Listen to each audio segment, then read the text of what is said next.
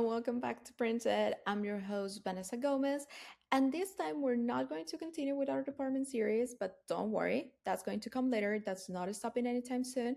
But I'm welcoming you today to Printed in Conversation. Printed in Conversation is going to be a new series where we're going to be talking about a very important part of our industry, which are the authors, the artists behind all those incredible books that you read.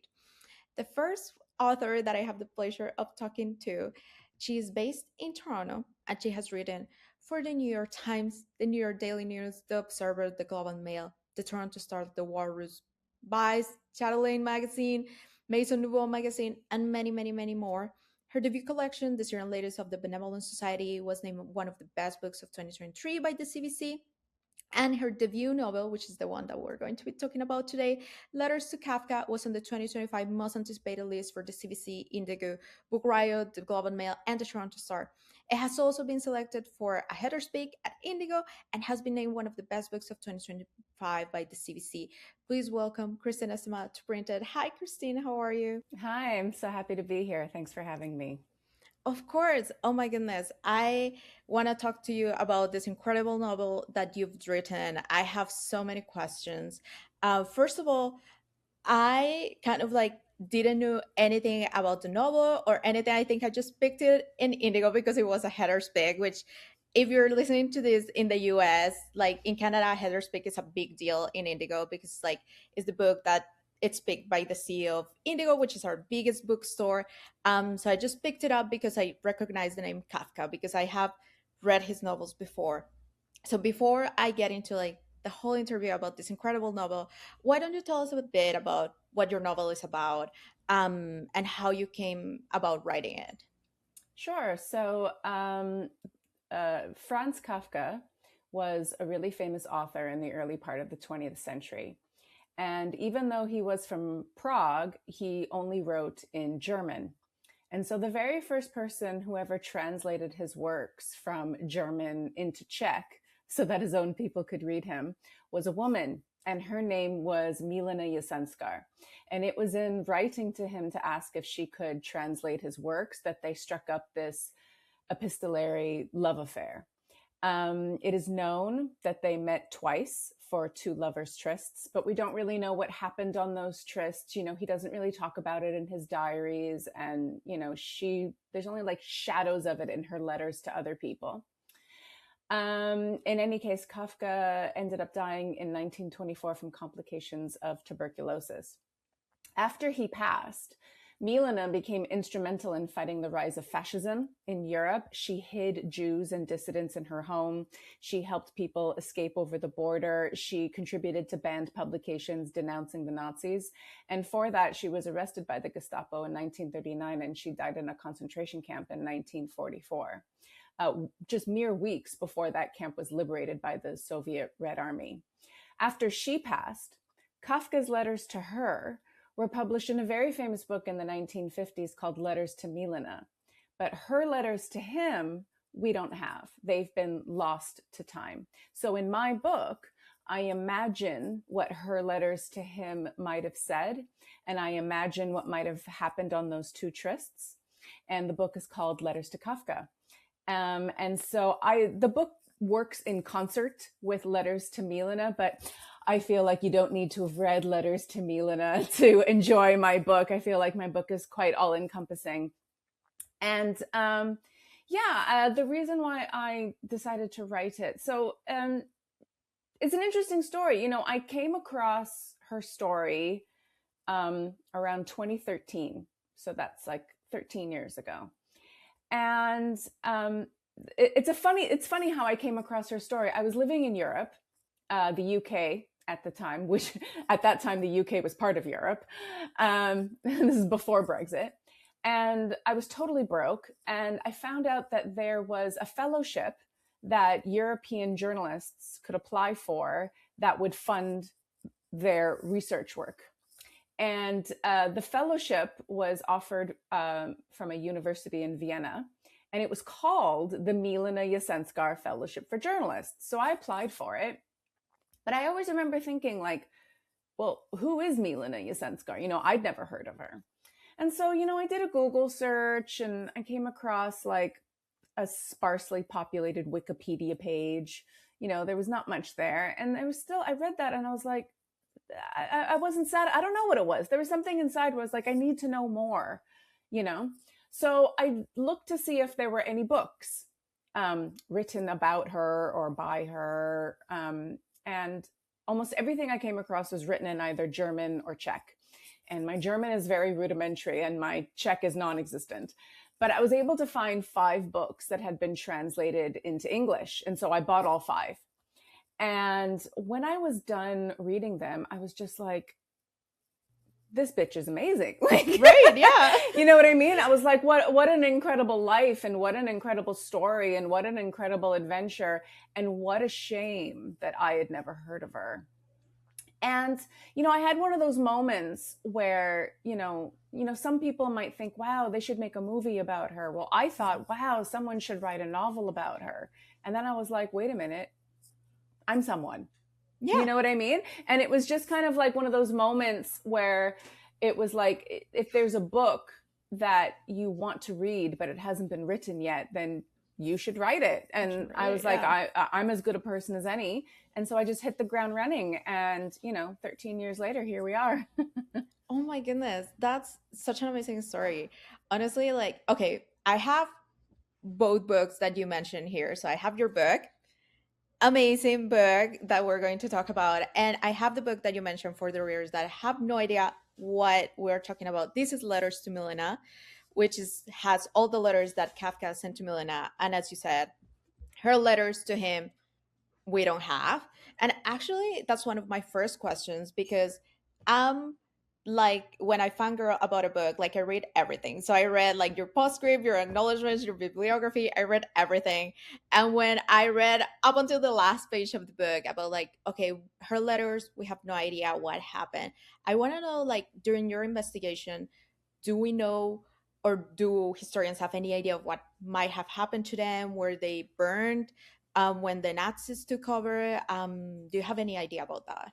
So it's difficult to speculate because it was such a long time ago. However, so her letters to him would have been in his possession, right? Right. And Franz Kafka, towards the end of his life, he was very sick. He had struggled his entire life with tuberculosis. At this time in Europe, almost everyone had faulty lungs because of the Spanish flu epidemic. Right. But, there was now people don't die of tuberculosis, but back then they did. And he knew he was coming to the end of his life. And he was also incredibly critical of his own work. He was very self-critical. He hated almost all of his manuscripts. And he told his best friend, who was also his editor, his name was Max Brod, who is in my book. And he said to him, he left him a letter saying, burn everything. So we know that Max Brod didn't follow those instructions because otherwise, Kafka was launched into posthumous fame after he passed. He was relatively known, within Czech and German societies during his life, but he became this huge superstar after he passed, because Max Brod ignored Kafka's instructions and went ahead and published his works posthumously. So the argument can be made that maybe the letters that he received from Milena were burnt, but we really don't know. We really don't know what happened to them. They've just been lost. And so, I did actually very recently, I would say like a month ago, I read an article where they discovered a suitcase that belonged to Milena, and and it was full of like documents that she had given to a friend when she was imprisoned by the Nazis. She gave the suitcase to a friend for safekeeping. And it doesn't contain her letters to him, unfortunately, but it does raise this like modicum of hope that like maybe they're out there somewhere. Maybe they weren't burnt. Maybe they weren't, lost. Maybe someone has them. So who knows?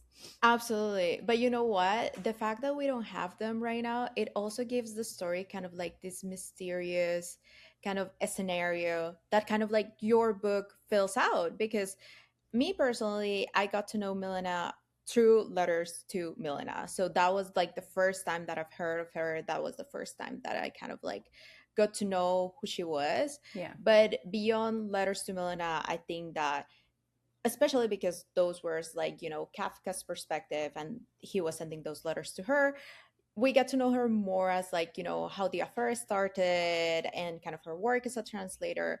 But I had no idea, as you said, like the incredible life that she had, like everything that she did apart from like being a translator. She was like an incredible woman. And I kind of want to get your impression on, of course, like that was the first time that you heard about her when you applied to the fellowship. But what was your kind of like first impression of her? You just said like, okay, she was like an incredible person, but like when you first heard of her, like what was your impression of who she was? Yeah, I mean, I think that she lived in a time, and frankly, we still live in that time, Yeah. where women are kind of expected to be a certain way and behave a certain way and fill a certain role. Especially at that time period. Now we're like very slowly starting to break out of those gender roles, and women are for the first time, you know, emancipate, or slowly we're being emancipated, and now we you know, we don't need to get married, and you know, we can work and we can be fulfilled that way. We don't need to be mothers. But she was, you know, she lived in a time where all of this was expected of her, and she was like, you know, I want to be a writer. She was like, I want to do what I want to do. I have my passions and I have my ideas, and I want to share them, and they deserve a readership. They deserve an audience. And she was like, why should the men have all the fun? How come the men get to do this and I don't? At the same time, she had a lot of moxie. She had a lot of gumption. But at the same time, you know, um, I don't know if she would necessarily fit into today's emancipated, you know, kind of Society. Yeah, right. society, and like, you know, women's solidarity. Because I Hmm. also think that she was the type of, you know, she was like a bad feminist. You know what I mean? I Mm. feel like she would step over another woman to get what she wanted. Oh And wow. I find that really, really interesting. And I find that really compelling as a Hmm. character, because you know, she had no problem just kind of being like me before everybody else, even if that Absolutely. means like hurting another woman. Hmm. And we see that in the book that I wrote. You know, Kafka was famously engaged 3 times, twice to the same woman, but he never married. And when Milena meets him, she's married and he's engaged to someone else, and she doesn't care who she hurts because she wants what she wants, and she will get it, you know, come ruin or rapture, come hell or high water. And I dig that about her. You know, like it's not necessarily something that I would do, but at the same time, I think that that just makes her all the more interesting to me. So she's a really interesting and compelling character. She's flawed. She makes mistakes. She's very complicated, and aren't we all? Absolutely. And that's, I think, what I loved about Milena after reading your book, that it felt like she had like this fire lit under her. Like we meet her, as you said, like when she's married and she's very much like a housewife. Like she really, when she moves in with her husband, like that's who she is and she really loves him. And then it's like this fire is lit under her. It's like, why should him or like any of the men that I'm surrounded with have all the fun? Why Yeah, couldn't I be part of it? yeah. And this actually brings me to the first part of kind of like really talking about this novel. And I want to start like at the very, very beginning. So I'm going to read here your book dedication because I thought like I'm so interested about book dedications, but this one I thought it was amazing, especially after reading the book. I was like, okay, now I get that. It says this book is dedicated to every woman throughout history whose baptism by fire gave a lovely light, and to one in particular, my mother. And then you name your mother. I want to know first why you decided to dedicate this book to this type of woman, and then why your mother. Yeah, so I mean, I'm kind of dovetailing off of a really famous poem. The author of the poem, the poet, it escapes me right now, but the poem goes, "My candle burns at both ends; it will not last the night. But oh, my foes and oh, my friends, it gives a lovely light." And so that idea that, you know, women going through a baptism by fire, which basically just means, you know, we have to, you know, go through one place to get to another. Sometimes we have to have our heart broken, our world fall apart, everyone we love leaves us, ruin, in order to get to another place where we are stronger, where we do get what we want, where we have to learn from our mistakes, that baptism by fire can give a lovely light. So that's kind of what I'm dovetailing off of there. And I think that because that's something that Milena definitely went through. So I think I'm directly referencing her. A lot of women throughout the 20th century, and a lot of women throughout all the 20 centuries before that. And I think, especially for my mother, just because, like, bless her soul, she has sacrificed so much for her family and for the people that she loved. And throughout her life, some people have not treated her very well, and she didn't deserve that. My mother is like, she's adorable. My mother, she's so tiny. She's like 5 feet tall, but you know what I mean? She's one of those mothers where she's like, I'll beat you up, but she's so tiny. And so I just really, it's unfair that a lot of terrible things have happened to my mother, but she's come out clean on the other end. And so, yeah, that was important to me. Oh my goodness. I like that way of starting the book. I think it just gives kind of like a sneak peek, and I didn't know at the moment, of the incredible woman that we're going to read about. And I want to also talk about like the first time that we met Milena in your book. So we know, as you said, that Milena and Kafka met during the 1920s, but you actually start your book on a very different place. She's already captured by the Nazis. She's already lived like through this whole affair. She's already lived through like being an editor, being a writer, all these incredible things that she's already done. But of course, like at least for me, or maybe for other people, we knew her as like this affair that Kafka had, and we didn't know about anything else. So I want to ask, why did you decide to start the novel not with her meeting Kafka, but in a very different place? Yeah, so that was a really important choice for Hmm. me, mostly because, as you say, people don't know this aspect about her. Hmm. It's like a footnote.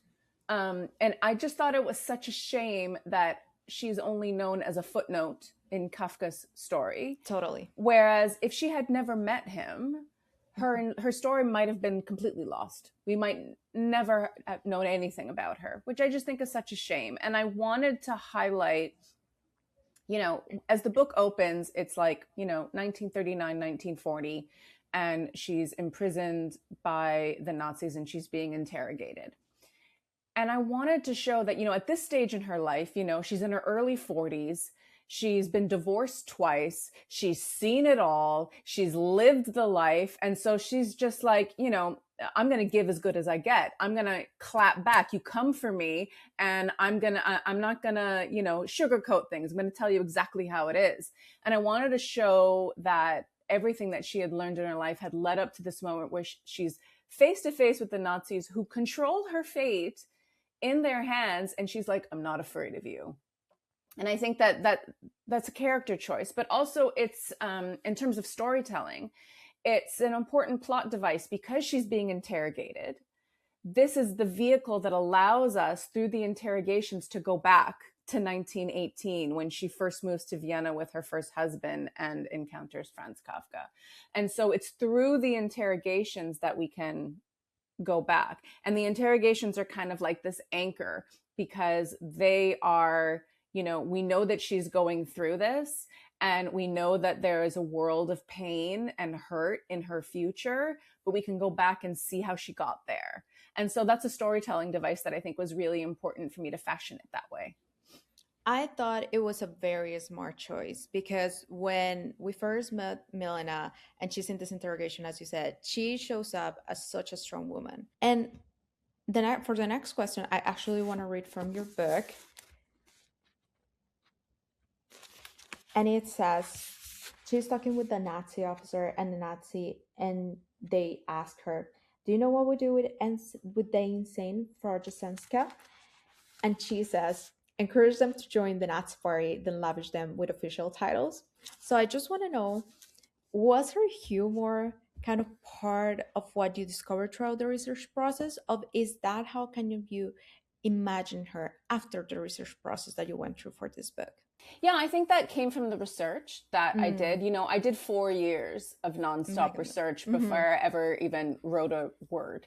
Right. I really wanted to feel like I knew her, and I Hmm. really wanted to feel like I understood her before, because it's a huge deal.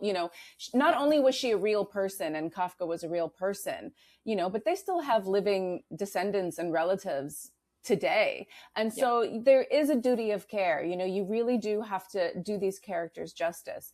And so while, we may not know exactly if she said this Hmm. exact thing Hmm. to Reinhard Heydrich, there's no way of knowing if that's what she said to him. I think that it was in service of the character that we do know, of the person that she was, that, I don't think that she would have been a wallflower in that moment. And I don't think that she would have been a shrinking violet. I think she would have, given as good as she got. And so, that was important to me to kind of show that the other thing about storytelling you have to understand is that, like, when it comes to characters, you really have to make interesting choices with your characters, because otherwise, why would a reader care what happens to the protagonist if we don't show, the nuances and the idiosyncrasies of these characters, and that make us relate to them, that make us root for them. And even if a character is terrible, and at certain points in the book Milena can be, quite brutal, you still for some reason root for her. And that's because we feel like this is a character that I can get behind, whether she's doing right or she's doing wrong. And so it was important for me to really make her well-rounded, to really show, that you feel like you know her. From like the first chapter, you kind of feel like, okay, I know this character, whether I like her or not, I know her. And I think that's what propels the story forward, is you want to see how she handles the situations that life throws at her. You want to see how she survives them, or if she doesn't survive them. Yeah, and I think you're so right. I think that the reason why, or at least me as a reader, was rooting for her all the time is because throughout your book you get to understand the context of the society that she was living in, of the situation that she was living in with your husband. So we get to see, like, first, like, she is of course presented of like she's incarcerated right now, and then we go back to the past. She's living with a husband that is like openly having an affair in front of her, and she still loves him, like she is still there for him. And then she kind of has nothing else, like she has nothing else going on. So as the book progresses and she starts getting kind of like this fire under her, and she starts writing, and she starts like she asks to like translate like Kafka's books, and you start seeing all of this, that even when she's a terrible person, we're like, yeah, but we came from like nothing. So it's just like, that's why I was like, I was still rooting for her. And it's so interesting when, for me, when she meets Kafka, she has already had such an interesting life, at least from my perspective. Like she's already writing, she's already like, I'm not gonna take this affair with my husband anymore. Like she's starting to get there slowly. And I think when she meets Kafka, it's kind of like this climax of her life. And that's first what many people know her for. And as you said, like they had like these two encounters that we know of. And when I read about the first encounter, one thing that I was thinking about is like, it's so interesting, because I bet like there's a lot of details about this first encounter, or maybe like a lot of research that has been done behind this.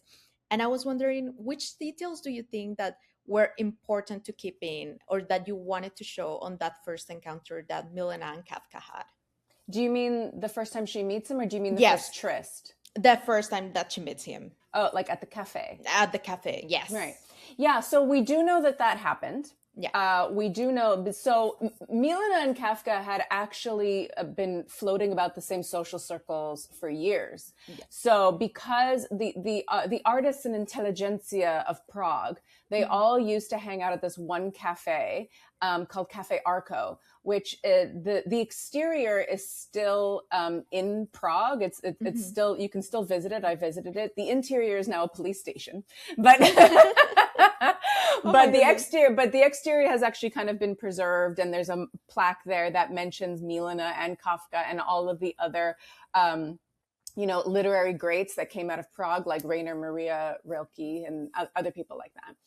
And so they had met in passing before that encounter at the cafe, but it was always like, she was obsessed with her first husband, Ernst, who was also a literary critic, and Ernst and Kafka knew each other. So when she goes back so she's living in Vienna with Ernst, her first husband, and she goes back to Prague for a visit, and she encounters him at Cafe Arco.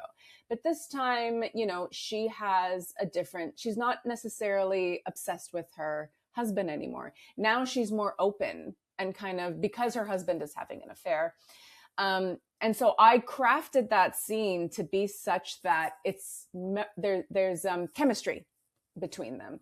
And the reason that is because in Letters to Milena, Kafka writes to her, he's like, he says in one of his letters, I still remember you from, that meeting we had at a cafe like a few months ago last year. I remember your dress and the way that it moved and all of that.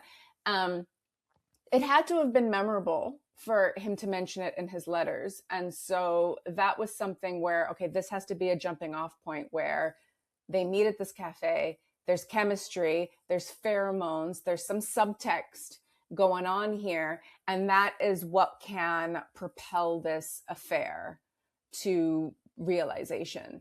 And so we don't precisely know, of course, other than what Kafka says in his letters, what happened in that meeting. And so this is why the story is quite great. Like, it's rife for imagination. And it's great for me as a fiction author, because there's so many things we don't know. We have traces and shadows and mentions of it in diary entries and in letters to other people and that kind of thing. But we really don't know. And so for me, it taking what we do know, I can fill in the gaps, and I can imagine what I think might have happened and try and do it in service of who these people were. And that's what made it like such an exciting project, is to be able to fill in those gaps, I thought it was amazing the way, because I had already letters to Milena, and of course, Yeah. it leaves a gap because we don't have the other side of the letters. Yeah, we and don't know what she said. We have no idea. And I thought that your book was so smart in filling that gap. Like, we truly, when you have these two books together, it feels like you have the complete story, even though in reality, like, historically, we don't have it. But it feels like with your book, like, we get this perspective of who Milena was, and we get this perspective of who she was beyond Kafka. And well, thanks for saying that, because that was a huge goal. That was like, I want it to feel like this is a document that has been lost from the 1920s, and now we have it. That, like, I wanted it to feel like it emerged from that time period, that this is the part of the official record. That's what I was going for. And so, like, that's important to me, and I'm so glad that you felt that way too.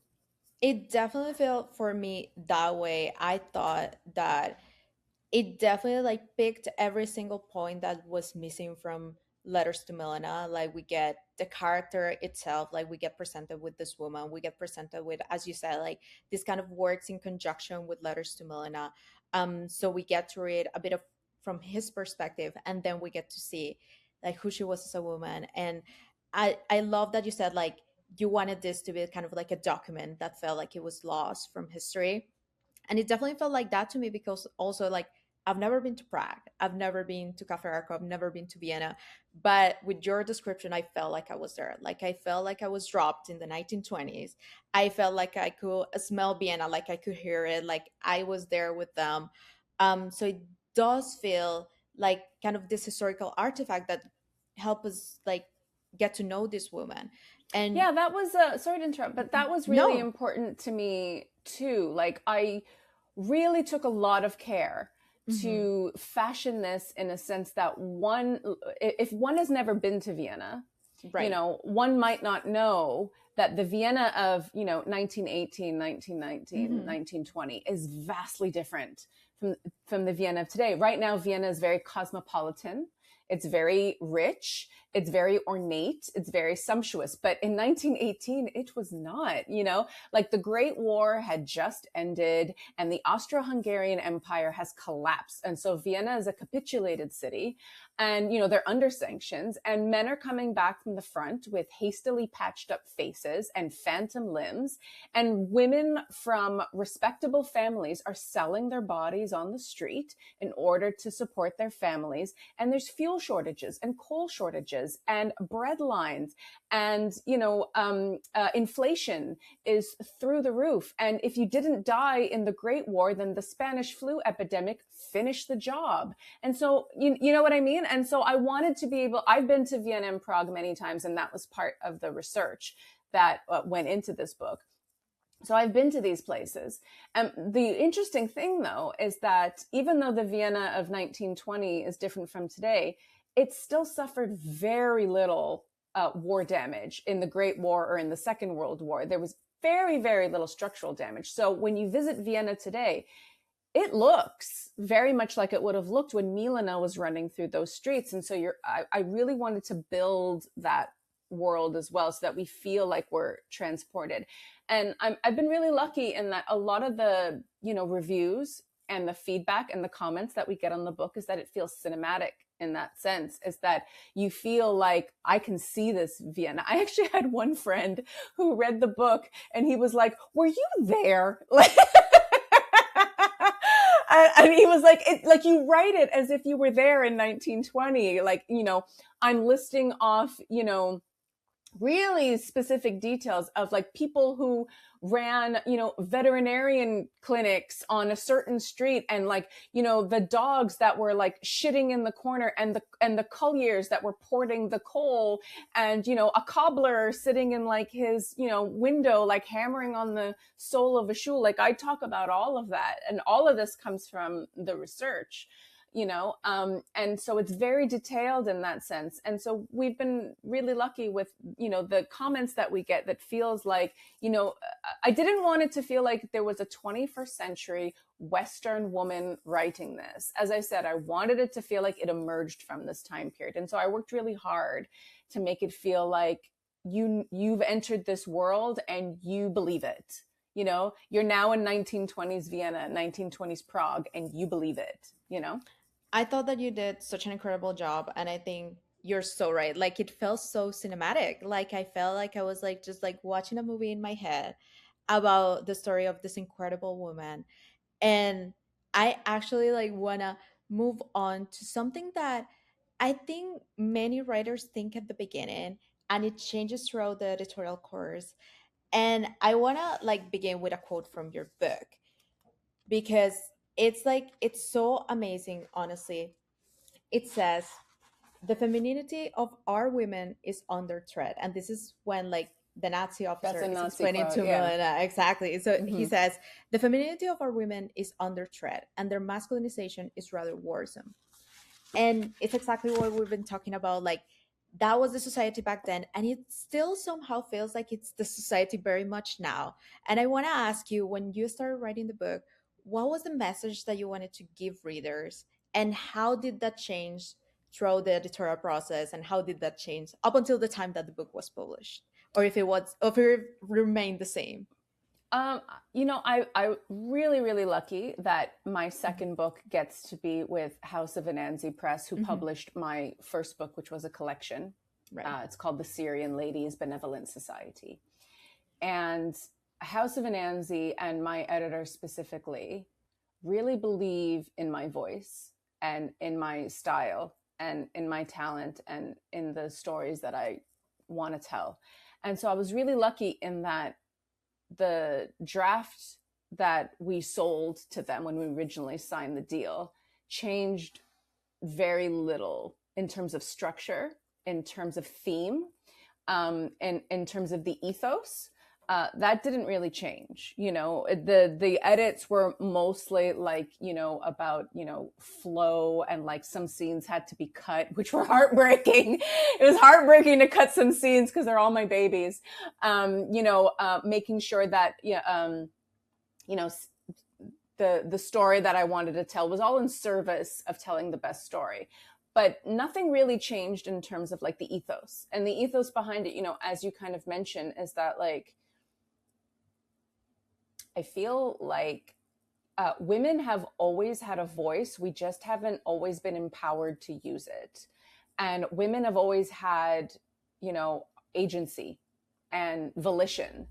But at several points throughout history, including today, we are ostracized and penalized for that. And our voices are stamped down. And so it was really important, you know, for me to show that the struggles that Milena went through 100 years ago, we're still going through today. The needle hasn't moved the way we think it's moved, you know. As you mentioned, you know, there is an ongoing conversation right now about, you know, women are, you know, they're taking on masculine roles and women have too much power and the Me Too movement has gone too far. And it's just like, if we were to remove all of this sexual harassment in politics, there would be no one left. And it's like, yeah, you're getting close to what we're talking about here. You almost understand what we're talking about here, you know? And so that was important for me to show too, that if you feel today like you are going through something that is so unique that no one else has been through, I guarantee you someone else has been through it before. And this is how they handled it. And this is how they survived or didn't survive. And what can you learn from that? You know, I want to stop short of saying that, you know, Milena's life is a lesson, because like, what, you know, what do we think she is, a university? Like, you know what I mean? Like, women are, we're quite often tired of trying to instruct people how to treat us. So I'm going to stop short of saying that, but I will say that, like, you know, what she went through can be a beacon, and it can shine a light on what we're going through today. Absolutely. I think you're so right. Throughout reading this book, and I think it's what we talk about through this interview, unfortunately, I felt like it was the same society that we're living Yeah, in. Like it really is. we're still having the same discussions, we're still having the same conversations, and Mm-hmm. it's not, unfortunately, it's not like, oh, this is the society in general outside my home, outside my friends, outside the circle that I move in that are having these conversations.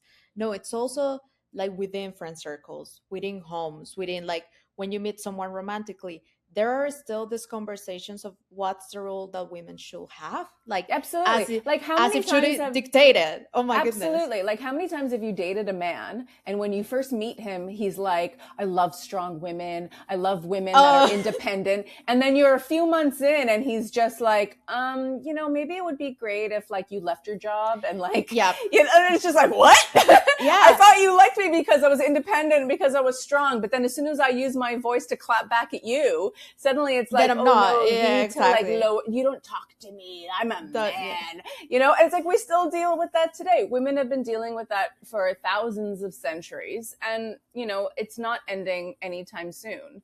And so we need to, I think that raising your voice and using art in order to call out bullshit is always worthwhile.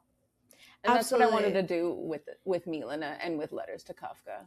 And I think you've definitely, at least for me, you've definitely translated that message, and I think that's what, like, it really works kind of like as a song, like as a melody with your first book, even though it's like completely different with Syrian Ladies Benevolent Society, because it feels like, and you can tell me off if I'm wrong, but it feels like you, the way you write, you're kind of like highlighting like these powerful women, like empowering these women Yeah, and highlighting their stories. yeah. And one thing that I wanted to talk to you about, if that's kind of what you feel it's your mission as a writer, like, is this what you want to keep doing, like writing and empowering these women and kind of like delivering this message?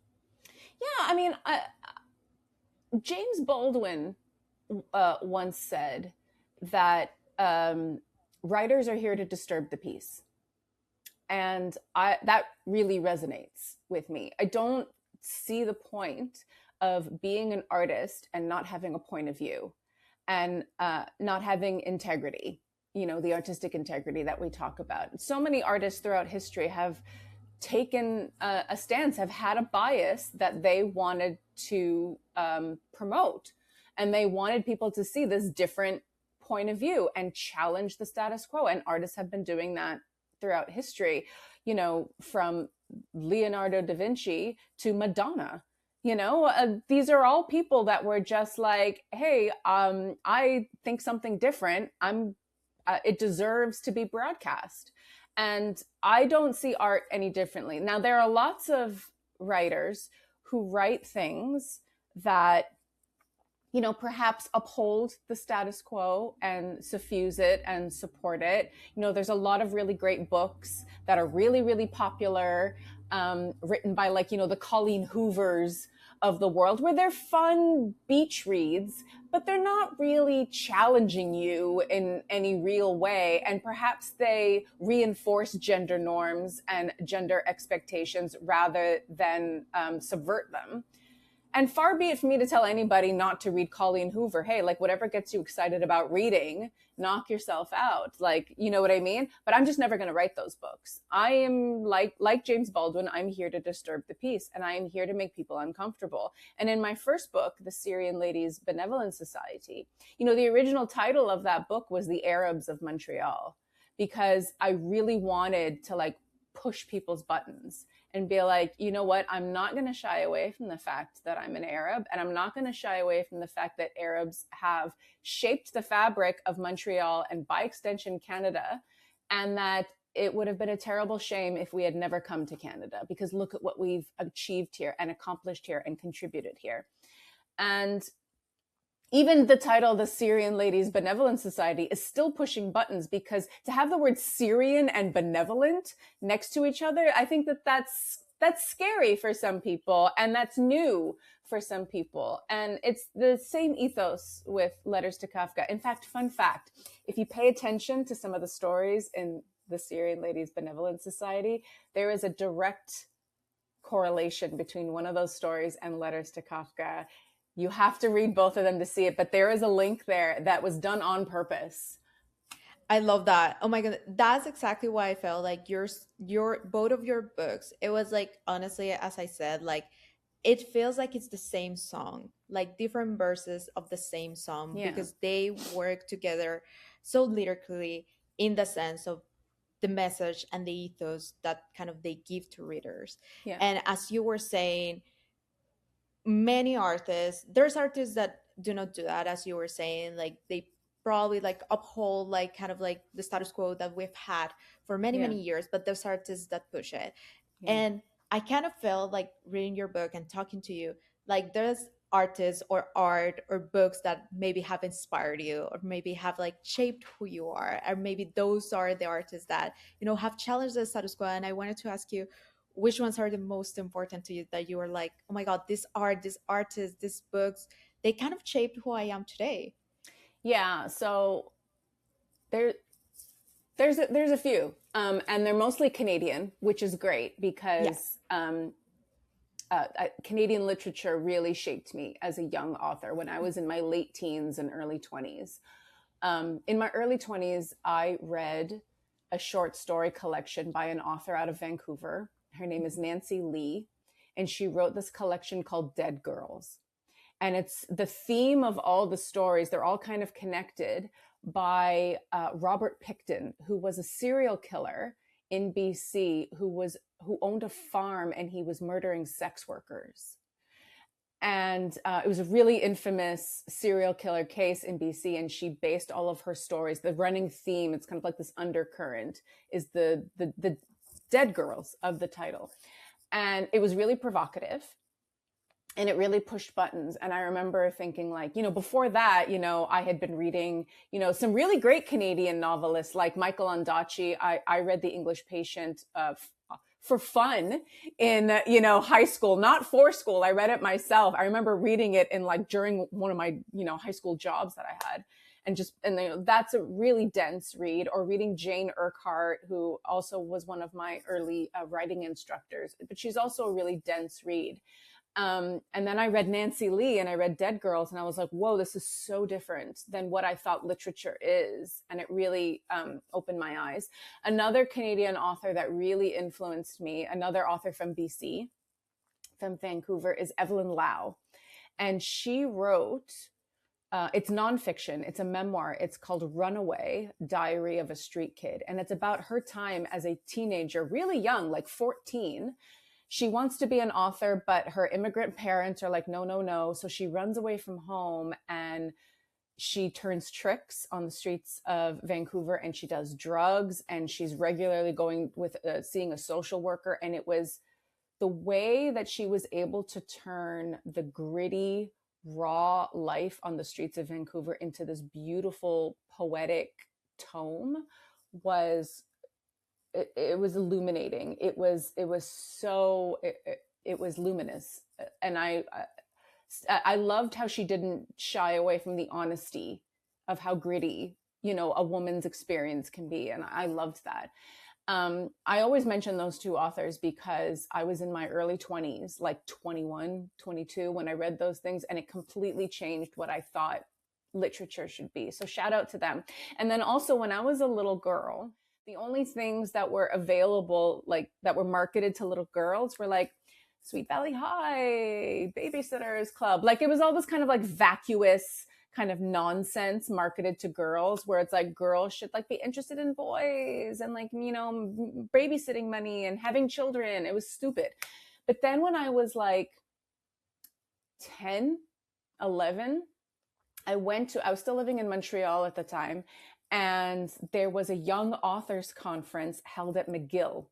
And I was like, I get to go to downtown Montreal, take the day off of school, go like meet authors, buy books. So I was like 10 or 11, and I went to the Young Authors Conference at McGill in Montreal. And I picked up a book called Two Moons in August by Martha Brooks. And she's a Canadian author. And this was the first time I read a book that was marketed to little girls, that wasn't about boys, and it wasn't about shopping, and it wasn't about how you look. It was about a young girl growing up in rural Ontario, where, kind of like Kafka, her mother has just died of tuberculosis. And it's about mourning, and it's about healing, and it's about hope, and it's about all the good stuff, and like the pain of that kind of vivisectioning your family. And that really changed me as well, because like I had been reading books that were all just about like, life is great, shopping is fun, you know what I mean? And now it was about like the pain of life and the beauty in that.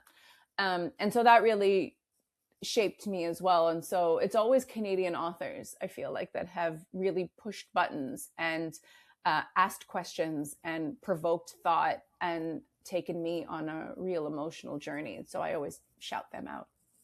Well, when you talked about these authors, it truly feels like, and that's why I always love to ask this question of authors, because when you pinpoint those books and when you pinpoint those points in your life, you kind of feel like how everything goes full circle, as you were saying, like some of those stories somehow, as you said, like they have like relations to Kafka or relations to like your first collection. So you really see how kind of like art shapes art, and that's what I love about it. I think that authors are like such like a whole encompassing artist, like your researchers, your writers, and people don't know this, but sometimes you do your own promotion. Marketing is an art on itself, truly. And I wanted to ask, because I feel like authors are like this whole encompassing artist, what do you think is like one kind of like creative pursuit that you haven't been able to explore, but maybe in the future you want to explore? And this can be like maybe a book that you're writing, or something like completely different, like knitting or something like that. Yeah, I've always really, I think that if I had unlimited money, I would be a student for the rest of my life, and I I would just feel go that, back yes. and get like another degree, and then just get another degree. And Hmm. then, I have a master's degree, but I always wanted to get my PhD. I just could never figure Yep. out what I wanted to get my PhD in. But like, I love languages. I'd love to just like go back to school and learn another language. Um, I'd love to like, I was always really interested in archaeology and history, and I think that comes through in my books, because both of like my first book, my collection, has a huge element of historical fiction in the first few stories, and my second book is all historical fiction. I would, every time I've traveled, I've always been like, where are the Roman ruins? And like, where are like the underground cisterns and the tunnels and like, stuff like that. I've like, those basilicas that are 1,000 years old. I'm like, let me go, you know what I mean? Let me touch it. Stuff like that. I'm hugely into history in that sense, and been to a lot of, been really lucky, to get to Pompeii and to go to the Roman ruins in Jordan and mosaic tiles and the first, churches that were ever built, like, and swam in like the Dead Sea and things like that. I've seen the Egyptian, the pyramids of Giza, and I went to Petra in Jordan and slept in Wadi Rum and like all that kind of stuff. So I think I would probably, the pursuits that I would do if I just had unlimited money would be go back to school, learn more languages, get more degrees, study more about history. Maybe, I think all of that would influence my writing. Like, how could it not? Like, it's just so full of like possibility, I think. Absolutely. Oh my God, what you were saying, I think, I don't know if everyone goes through this as a kid, but I also had like an interest in archaeology, like going to the pyramids or like seeing the ruins. Like, I think Yeah. that's so relatable. I don't know if Yeah. it's for everyone, but I've met many people that are like, yeah, I'm so interested in like history. Like, that's why I go to Europe. That's why I go to all these places. Yeah. And I think that that definitely shows up, as you're saying, in your book, because it feels like after, like, I bet like your research process, how thorough it was, because I can read through it. Like, it's so cinematic, it's so like you're dropped into like this Viennese society, and you, even like with the characters, like you can see this man like sitting across the table from Milena, and you can Yeah. see him like, like kind of like, as we have been saying, like maintaining the status quo, even when like she published like her first article and they were like, oh, now you're kind of like part of us, like now we're finally kind of accepting Yeah. you, but it's still, kind of like, oh, we don't talk about this a lot. And that's when like her husband like kind of started accepting her too, like when he saw that she could do this, like she could Yeah. really be part of the society that she was part in. Yeah. And that definitely shows up throughout the research and the book, and that's why I definitely love it. And now, like, after reading this book, and as you've said, like, this book has had so many incredible reviews, so many incredible interviews that you've been part of, and I think it deserves it truly, because it's such an amazing project, such an amazing work. In this part of your life where you've published letters to Kafka, it has had such an incredible, received from like audiences, from reviewers, from literary critics. What are you most excited of right now in this chapter of your life as a writer and as a person? Well, actually, just last month, I finished a new manuscript, and Amazing. I sent it to my agent. So my agent has it right now, and kind of going through that. And I have to say, it I'm there's it feels like there's this momentum that I'm not waiting for my Yeah. agent to get back to me. I've already started another manuscript, and I'm already like planning that out. I'm in the research stages. I literally just yesterday like put hold on some books at the library so I can do more research, to make another new manuscript that much more whole and realized. Mhm. Um, yeah, it's interesting. I feel like for so long I dreamed of, I always said my whole life, all I ever wanted, my main goal in life was to walk into a bookstore and to see a book that I had written on the shelf. And if I achieved that, then anything else in my life would just be like the cherry on top, And for like 24 years, I couldn't get a book deal. From the first story that I ever sold, which is when I was 18, all the way up until when I was 42, I didn't have a book deal, and I was writing, manuscript after manuscript, and my agent couldn't sell it. And, I just didn't know if this was going to happen for me, but there was no plan B. It was like be an author or nothing. Like I'm literally trained for nothing else. And when it finally happened, it just felt like, it was just like, my whole life's work just finally coming to fruition. It was just like a really great moment. And now I'm at this place where it's like, I feel like I can build like strength upon strength and momentum upon momentum. And it came later that I thought, I would be a literary darling at like 23, and like sell my first book and it would become a movie by 25. And you know what I mean? This is what I thought, but there's that famous saying, if you want to make God laugh, tell her you have a plan. So, you know what I mean? And so I just feel like maybe it came later, maybe it had to come in my 40s, but I'm finally at like this stage where I feel like I can I have the support and the readership and the bankability to kind of keep building upon success and hopefully have a long career in this industry. Oh, fingers crossed, Oh one, my one, goodness. one would I hope. know you will. Yes. I know. Well, from your mouth to the universe's ears. My goodness. Yeah, no, I'm manifesting this because honestly, as you're saying, like the fact that you were writing from such a young age, Yeah. it is a shame that you couldn't get like a manuscript published before. But I feel so lucky that we gotten two incredible books from you. And I know from Letters to Kafka, we're just gonna jump into something even more incredible. I don't know how that is possible because Letters to Kafka for me was such an awesome read. And this really felt like such an easy read. Sometimes you read like historical books and they are so heavy and you Yeah. really don't know really what is the story that you're reading, but with your book, you know right away.